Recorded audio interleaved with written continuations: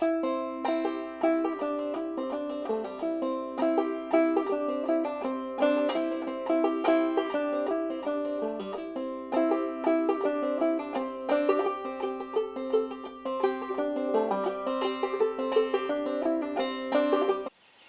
guys, my name is David Fields and welcome to Fieldskills. In today's video we're going to talk about the pine tree, and we're going to talk about its edible properties, its medicinal properties, and its use in creating and starting a fire. So I hope you'll stay tuned as we talk about the pine tree here on Fieldskills. Okay guys, if you've spent any time in the woods, you know what a pine tree is. Tall evergreen tree with the needles.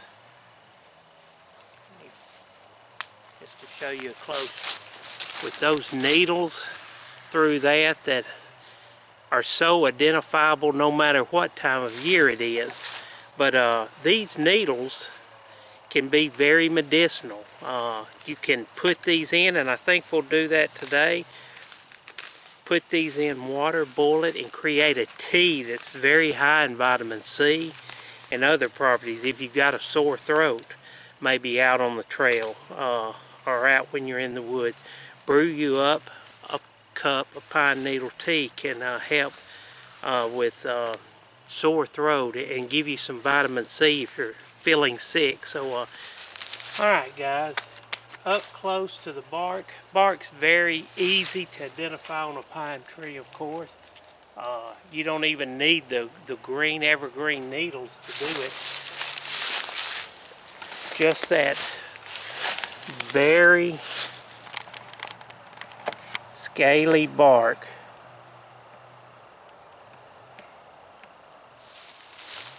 That'll help you identify when you know. And in the wintertime, learning to identify all types of trees by their bark, especially the trees that drop their leaves in the winter. Being able to identify that, what type of tree it is by its bark can be very helpful, because a lot of trees, and in the winter especially, you don't have a lot of the new growth, the herbs and green on the ground as you would in the spring or the summer. And trees can be very medicinal for you. Their bark, boiling the bark. Trees like walnut, like willow, like the pine tree we're talking about today. Oak trees have properties that can be beneficial to you. So learn to identify your trees by the bark. Here, there's a lot of deadfall. All of this can be used for firewood, especially this tree right here. A lot of limbs up off the ground. They should be dry. We may harvest some of those to help us with starting our fire. But first thing I want to do is find us some fat wood. If you have spent any time in the woods and watched any videos out there about fire starting, people have talked about fat wood. And right here is a prime example of fat wood. Let me see if I can get...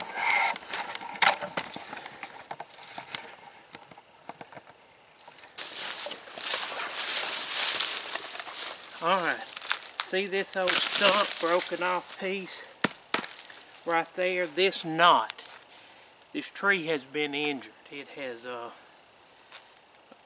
for whatever reason, and when a tree is injured, a pine tree, the pine sap, the resin, runs to that area to heal that injury on the tree. When bark is peeled back, will do it.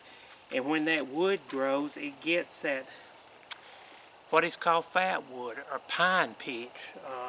It's a very high resinous wood in there, and it's so easy for starting a fire. Let me show you. I've already taken a few pieces off of that in the past, so I knew where this was.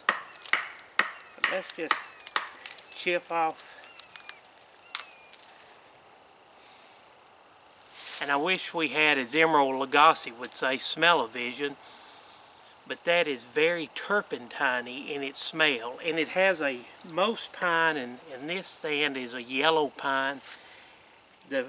inside the wood is white, and we'll see that when we split some up in a minute.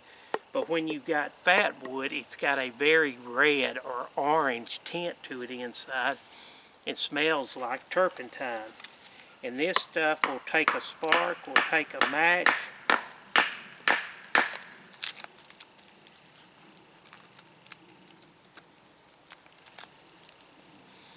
Oh, that smells good. And inside it, let me see if I can show you that. Right in here, well, is a lot of that fat red. Here's a piece that shows it a little better.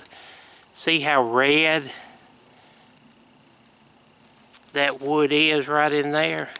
That's when you know you've got fat wood. So I'm going to put some of that into my little ditty bag here, collection bag.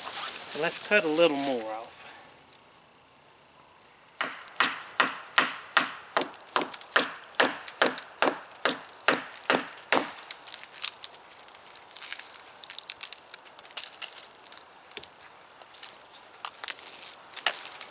And this will show you a good view of that. You can see the area here that's reddish, orange in tint. That has a lot of resin in it. This light yellow or white area around the edge is the normal, healthy wood. So you're looking for pine that has that red tint to it, orange. And again, this smells a lot like turpentine. Okay guys, we've talked about pine can be used as a fire starter, and looking for the fat wood, and just good dry pine burns very well. Great fuel to get your fire going good and hot, and then you can add some harder woods, because see, pine is a soft wood, but other woods like oak, hickory, or harder woods will burn longer, create that good bed of coals if that's what you need. But getting your fire started, pine is great. But we talked about medicinal purposes, that pine needle tea could be very good if you're getting a sore throat out in the woods. It's got a lot of vitamin C, other properties. The pine sap that we talked about has created that fat wood can be an anti, if you've got a cut, you can put some of that on that. It'll help stop the flow of blood. It's even real sticky. It can help seal up that cut or that hole. Has a lot of antibacterial properties. The turpentine smell, that's where turpentine comes from, and turpentine has been used for years to kill infections or prevent infections. But you can eat a pine tree. You can eat the pine needles through that. We're going to boil them in and make a tea out of them. But the inner bark of the pine tree is very edible. It was used by Native Americans for years as a carbohydrate. They would dry it, grind it down into flour, and they could make bread and all out of pine bark. I'm going to show you how to process some of that. And what we want to do is just get down to that cambium, or that first layer of inner bark, where it's very white. Peel off this brown scaly bark through that. And I might add, this is not going to hurt this tree, because that pine sap is going to come down here, seal this up, and in a week or two we could come and scrape off gelled pine sap to be able to use in a fire, or to make pine pitch, a glue type of glue out of it through that. So this is not going to hurt this tree. It's going to, the pine sap, it's going to heal itself just like we would scab over.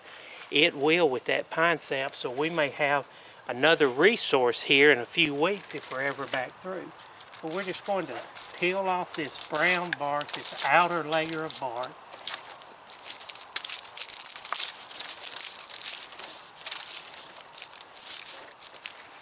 Get as much of that off as we can.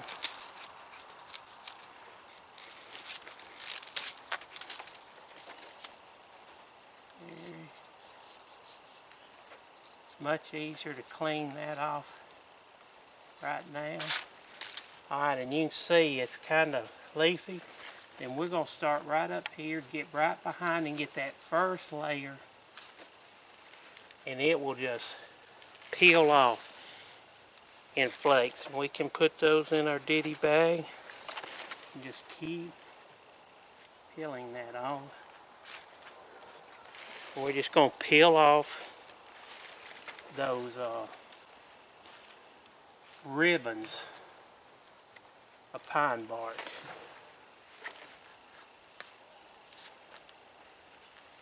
Now, you can eat it raw.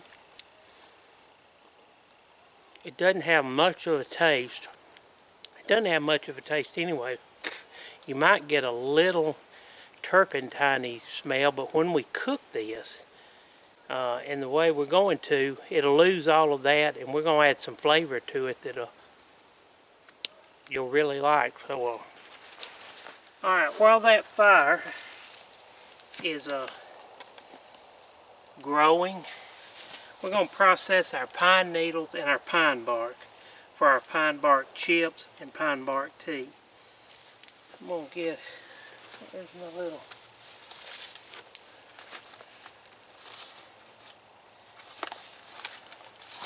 a little 3-inch condor I like using for my food prep. What we're going to do is just take this, I hope you can see it, and just cut it into small chip size. Get it out maybe. Just cut most of these in half that are long strips so they'll work in our pan a little better.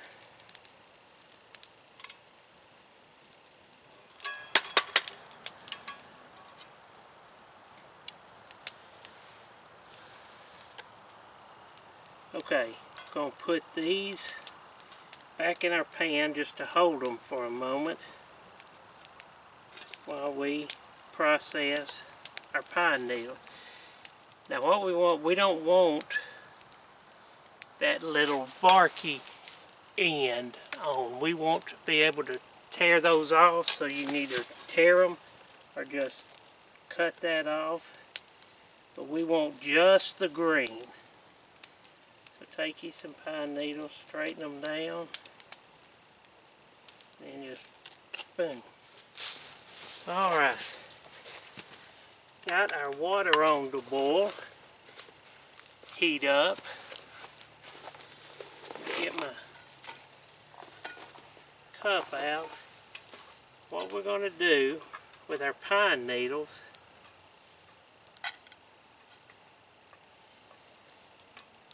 is process up just a few more here.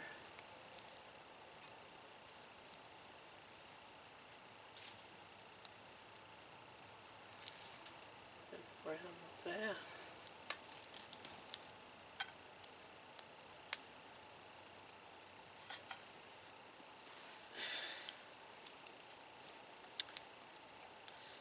Tell you what I'm actually going to do is heat my water in that cup. So let me grab my toggle.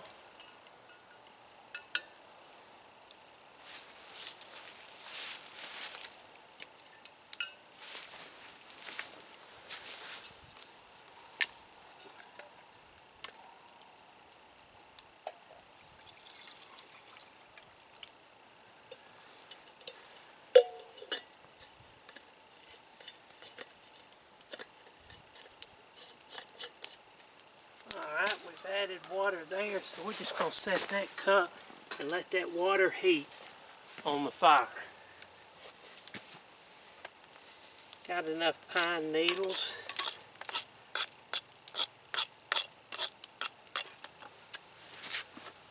Let me show what we're going to use for seasoning. Keep in my little porcelain pot. In my green bottle here, I keep a little olive oil. We're going to fry these in olive oil. And then we're going to, got my little multi-spice kit here. A little garlic salt, black pepper salt. We're certainly going to salt them May use a little cayenne pepper, or may season them with Old Bay, give them kind of a barbecuey, spicy flavor to them there. So I think that's all I need in my cooking kit. Just a quick, really could be just a snack. Process up some of this bark and fry it up into pine bark chips real quick. So let me put some more wood on the fire in just a minute. We'll get the camera down close and start frying some of these pine bark chips up. What we're going to do is add a little of that olive oil into our pan.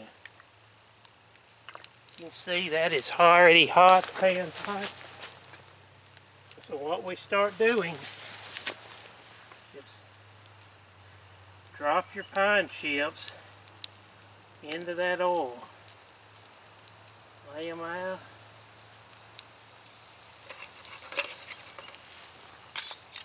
Take my spoon.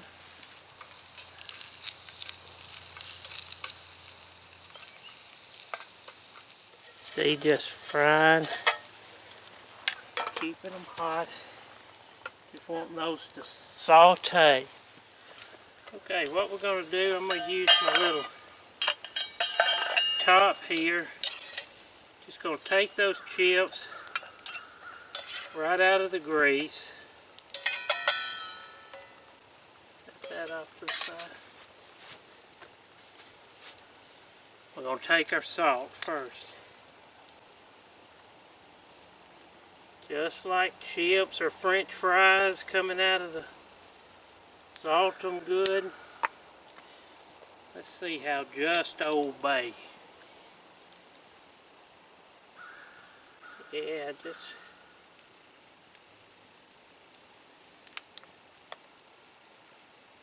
and let's try one. Pine bark chip.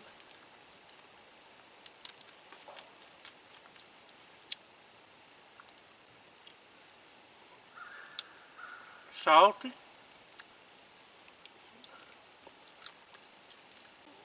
Can feel the Old Bay.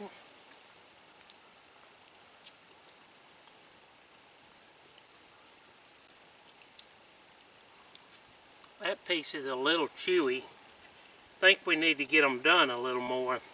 The ones I sampled, here's one that's done a little more. Let's see how it goes.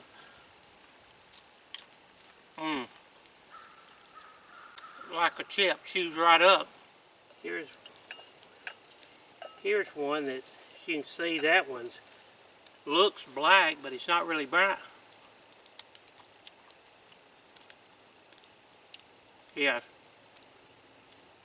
You've got to get them fried till they're that dark gray or black. It doesn't have a burnt taste, so I don't think it's burnt. It's just cooked, and that does not get chewy, is not stringy. Chews and dissolves right out. But the flavor, the taste is okay. For sure. One other thing. Let's take our pine bark tea. We can take my, I can get all the pine. And after it's boiled and steeped in that tea, you can see the green has really turned to more of a, really faded out.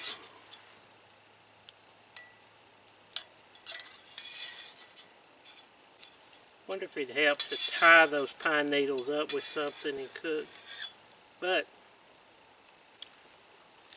let's see how pine needle tea tastes.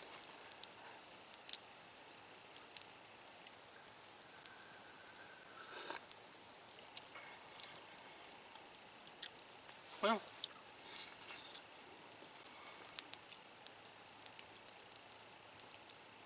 I can see the coloration has changed. Can't really get much of a taste out of it.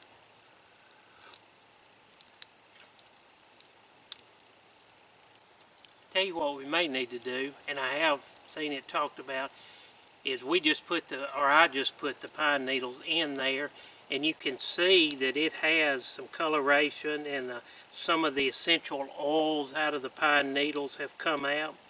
but it's to go and to macerate those before we put them in. Chop them up a little bit or just break them up, get those oils flowing a little more. But it doesn't taste bad, and those oils are going to have that vitamin C. They're going to have those properties to help with your sore throat. So if you don't have tea, something else, want a little tea of some type, pine needle tea, get out in the woods, play with it, try your own, and pines are everywhere, and see how it works for you back in the woods. Alright, well, we've talked about pine trees today. We can use fat wood, the wood, to get a fire going, to help control our body's core temperature. One of our 4 main priorities when we're stranded in the woods. We can use it medicinally through that to help with sore throat, a cold coming on while you're out there, to scratches, cuts, to be kind of an antibacterial, anti-infection ointment can be made on that. And of course, we can use it edibly, eating it. And I tell you what I want to do. I've been wanting to do a special chili recipe, and it's made me think. What I think I'll do next time is use pine bark, and we'll boil it and cook it much longer, see how that works. But I think what we'll make next time here on Fieldskills is fart bark chili. You heard me right. We're going to make fart bark chili next here on Fieldskills.